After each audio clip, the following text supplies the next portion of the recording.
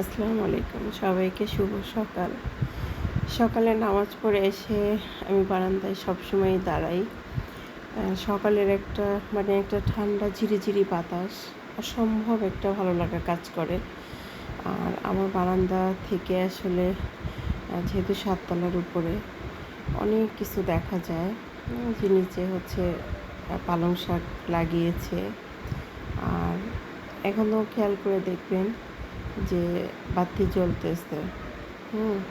এখনও কিন্তু দেখতে খুব পরিষ্কার, কিন্তু বাতি জ্বলতেছে। কেবল সবেমাত্র ফর্সা হয়েছে, তো সব জায়গায় বাতি জ্বলতেছে। আর এই সময়টা হচ্ছে আমার কাছে অনেক ভালো লাগে, কারণ বারান্দায় এসে দাঁড়ালে দেখবেন যে একটা আল্লাহ প্রদত্ত একটা ঠান্ডা একটা ইমেজ এবং ভালো লাগা কাজ করে, যেটা আপনি সারাদিনেও কখনো ফিল করতে পারবেন না। আর যারা এটা শুধু নামাজ পড়ে, ফজরের নামাজ, তারাই শুধু এই ফিলটা করতে পারবে। আদার্স যারা বেলা পর্যন্ত ঘুমায়, এরা এই ফিলটা পাবে না। আর আমার এখানে একটা গাছ আছে, ক্যাকটাস।